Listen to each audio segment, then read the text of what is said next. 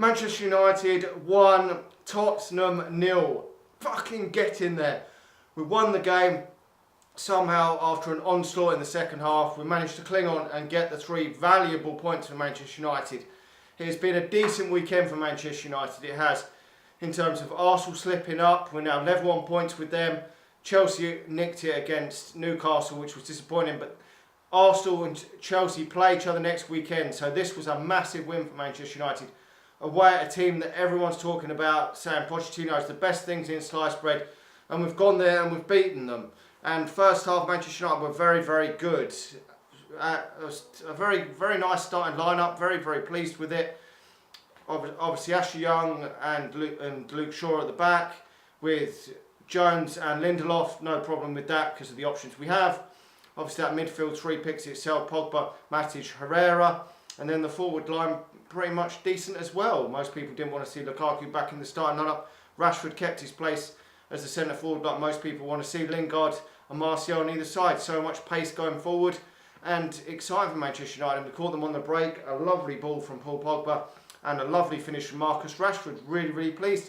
And since he's been playing in the centre forward position, banging the goals in for fun at this moment in time, Marcus Rashford, and it is really pleasing to see.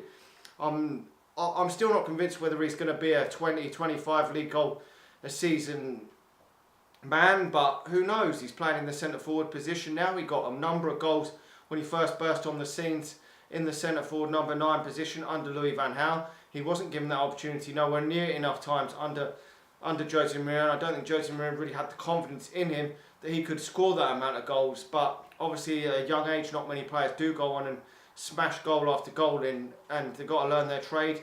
And I understood why he brought Lukaku in as well. But obviously, Rashford's a better technical player, creates much more space for other players. It just such a much better talent. But I still think Lukaku is probably the better goal scorer at this moment in time, and it's great to have both of them in and around the team for Manchester United. Unfortunately, Alexis Sanchez is injured again at the moment, which is disappointing. He got 2 assists in his last 2 games, and I'd like to still see him get some game time over the next coming weeks. But we've got a better game on paper at home against Brighton next weekend, which would expect Manchester United to be on the front foot, looking to attack again.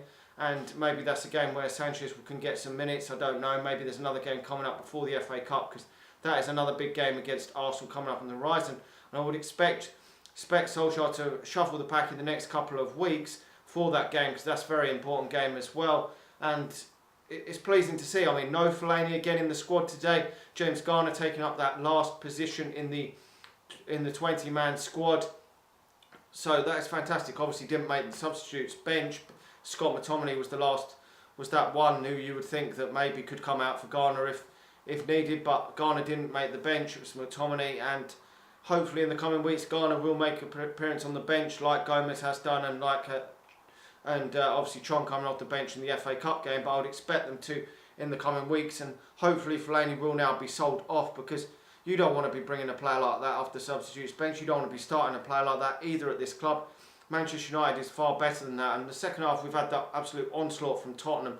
For large parts of it, we could have scored a second. Pogba's had chances, had a shot which took a deflection, which Lloris saved. He had one that he almost chipped, and Lloris tipped over the bar. So we've had a couple of chances to put the game to sleep, but they've had an onslaught, and David Hay has pulled off a lot of saves with his feet, and for me it's been man of the match. I know Gary Neville's saying a lot of them were at him, but some of them saves were still brilliant saves for me, with his feet low down, and Tottenham just couldn't find a way through in that second half. And I'm really pleased Manchester United stood firm and got the victory away from home. And the most positive thing about that, I think, is the clean sheet that we've kept against one of these big sides. I can't remember the last time we've actually kept a clean sheet. It must have been sometime last season against the top team. So that is really encouraging, because we aren't conceding the amount of goals under Solskjaer that we were doing under Jose Mourinho. Not at all. We've only let one in all the games that we've actually conceded. So that is positive. So many times under Jose Mourinho we were going 2 goals down in the first half. I mean, that was just crazy. We're starting games so much better. We were so much better first half than Tottenham. I don't know if it had an effect that they played against Chelsea in a difficult game midweek, and Manchester United had a training camp in Dubai. I don't know if that helped, but that's obviously no excuse. But obviously Manchester United, I feel, have a bigger squad to cope with the demands of them sort of things. Anyway, we've got so many attacking options that we haven't even seen again today. The likes of Juan Mata, Alexis Sanchez, Tahith Chong, all not getting game time. So it is great to have these options. Pereira sitting on the bench as well. There's so many options. Gomez not on the bench either, playing for the under-23s this Friday. So that is positive. We've still got Mason Greenwood, who hasn't had any game time either. We've got so many options in the attacking areas. It's frightening, and I'm hopeful that Manchester United, now that we're getting on a roll, we'll see some different players given a chance later on in the season for Manchester United. But it is such exciting times at this moment in time. We've got a real difficult run of fixtures coming up around February time, when we play the PSG, Liverpool, Man City, Arsenal away twice. But it gives us confidence going into them games that Manchester United may be able to get some results out of the bag, and we're still only now 6 points, I think it is, or something behind Chelsea. So if that game is a favourable game next weekend, Arsenal and Chelsea, we won't be that far behind them. We've still got to play Chelsea at home. So Chelsea will be looking over their shoulder now, so will Arsenal. We're level on points with them. We're just behind them on goal difference, which is great news for Manchester United. Let me know your thoughts on the game.